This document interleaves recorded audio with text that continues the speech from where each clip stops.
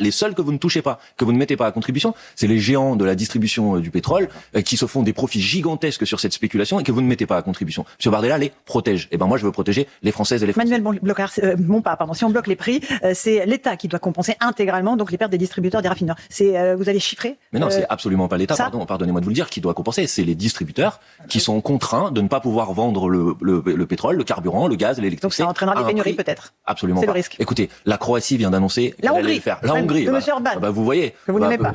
Abonnez-vous, likez et donnez votre avis en commentaire. Regardez la vidéo jusqu'à la fin, c'est le meilleur moyen de soutenir la chaîne. Monsieur Bardella, il ferait mieux peut-être sur ce coup-là, au moins d'écouter Monsieur Orban. Mais attendez, franchement, vous savez qu'en France, on fait des blocages des prix. On l'a fait pendant le Covid sur le prix du gel hydroalcoolique. Il n'y a pas eu de pénurie. Dans les années 90 aussi, au moment de la guerre. Pendant la première guerre du Golfe, il y a eu 5 semaines pendant lesquelles on a bloqué les prix du carburant. C'est une mesure très simple à mettre en place. Et honnêtement, elle protège le pouvoir d'achat des Françaises et des Français. Et vous ne demandez pas un chèque énergie pour aider les Français, comme ça a été le cas Mais en fait, si vous bloquez les prix du carburant, du gaz, de l'électricité, vous allez non seulement aider les particuliers, en plus vous allez aider les petites et les moyennes entreprises, les artisans, les boulangers. On sait que par exemple, quand le prix de l'électricité augmente fortement, c'est les boulangers qui se retrouvent dans la difficulté. Et au moins, vous n'avez pas besoin de débloquer des chèques énergie. Parce que débloquer des chèques énergie, c'est faire payer le budget de l'État. Et faire payer le budget de l'État, ça se répercute ensuite, évidemment, dans des coupes, comme on a pu le voir lors du dernier budget, sur la santé, sur l'éducation nationale, 4000 postes supprimés, sur tout ça. Donc, et ce qu'il faut faire, c'est mettre à contribution les grandes multinationales qui s'enrichissent sur le dos des Françaises et des Français.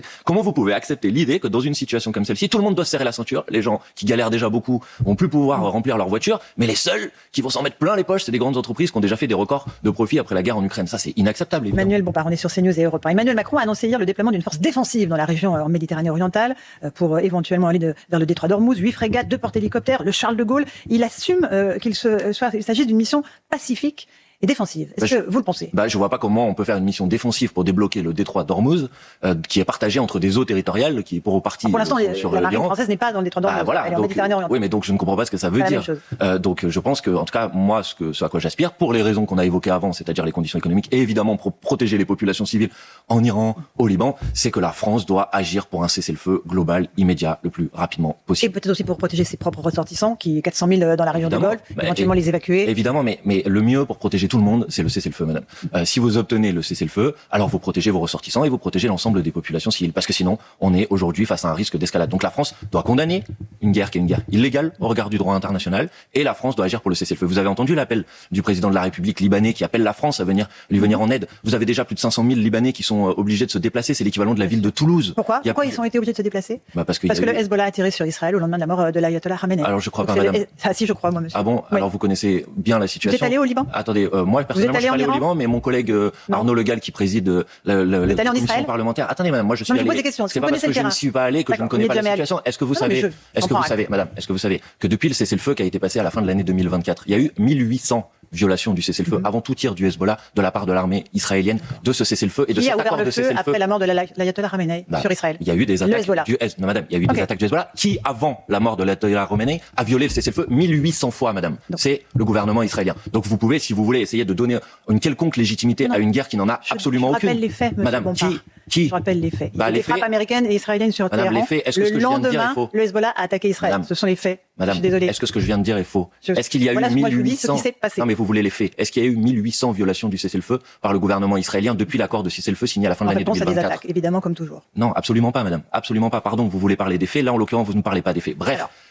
Laissons de côté, si vous voulez, les responsabilités. Ce que l'on doit faire, c'est obtenir le cessez-le-feu le plus rapidement possible pour protéger les populations civiles. Les populations civiles iraniennes qui sont massacrées par le régime des mollahs. Mais les populations civiles iraniennes doivent évidemment être protégées contre la répression du régime et contre les bombardements. Parce que quand vous avez des frappes américaines qui frappent une école dans laquelle vous avez 150 écolières qui sont tuées par des frappes américaines, il faut aussi les protéger. Vous comprenez? Et personne ne croit, madame, ou alors vous n'avez tiré aucun enseignement de ce qui s'est passé en Irak, de ce qui s'est passé en Syrie, de ce qui s'est passé en Afghanistan. Personne ne croit que vous allez libérer une population par une intervention militaire extérieure. Je pense que l'histoire nous l'a amplement démontré. Donc si vous voulez, y compris protéger les populations civiles qui sont victimes de la répression du régime, vous ne leur rajoutez pas des bombardements d'armées étrangères. Est-ce que la France insoumise soutient le peuple iranien ou le régime théocratique islamique? On se pose la question à Marseille. Jean-Luc Mélenchon a dit « Ils ne vaincront pas l'Iran » et d'espérer que le régime s'effondre. Il ne s'est pas effondré. Est-ce que ça... Non mais je vous pose la question très tranquillement. Est-ce que c'est un soutien à la République islamique d'Iran? Absolument pas. Je vous réponds très tranquillement aussi. Depuis le premier jour, et vous avez cité Jean-Luc Mélenchon. Jean-Luc Mélenchon fait partie des personnalités politiques en France qui n'ont jamais soutenu le régime iranien, à l'époque où Jean-Marie Le Pen était fait invité d'honneur à l'ambassade d'Iran. Jean-Luc Mélenchon y combattait à ce moment-là, y compris le régime iranien. Moi, je fais partie d'un groupe parlementaire qui a parrainé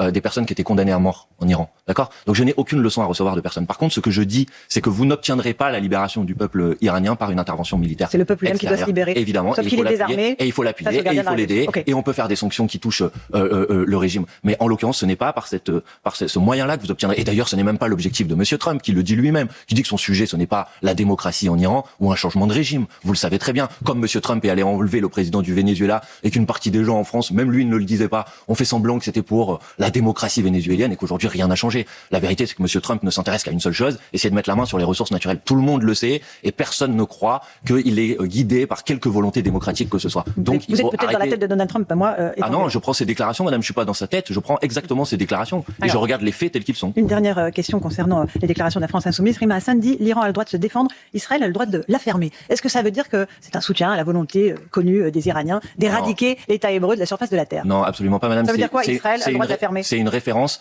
au fait qu'après les terribles attaques du 7 octobre, c'est ce qui a été utilisé pour justifier le génocide en cours à Gaza. Voilà ce que ça veut dire très précisément. Génocide en cours à Gaza? Oui, bien sûr, oui. Si vous ne croyez pas... Aucune des instances internationales. Il n'y a pas des commissions de l'Organisation des Nations Unies. Commission d'experts indépendants. Oui, donc ne dites pas aucune. Mandatée par la Commission des droits de l'homme de l'ONU. Est-ce qu'il y a des mandats de la Cour pénale internationale pas pour génocide, monsieur, vous le savez parfaitement. Très bien, madame. Vous le savez pour crime parfaitement, de les guerre, mots ont un sens. voire crime contre l'humanité. Est-ce qu'il y a une commission internationale rattachée à l'ONU qui parle de génocide? Est-ce qu'il y a des rapports des ONG, y compris des ONG israéliennes qui parlent de génocide? Oui. Est-ce qu'il y a une publication de Human Rights Watch hier, bien sûr, mais... ONG, qui dit que, y compris en ce moment dans ce qui se passe au Liban, Israël utilise des armes au phosphore qui sont un crime de guerre? Et comme je voyais que vous invitez régulièrement Monsieur Rafovitch, le porte-parole de l'armée israélienne, peut-être que vous pourriez lui poser la question de savoir si oui ou non ils utilisent des armes au phosphore qui sont des crimes de guerre et qui sont bannis par toutes les règles de la guerre, et par toutes les règles internationales. Je ne suis pas sûr que vous lui poserez la question, mais je regarderai ça avec attention.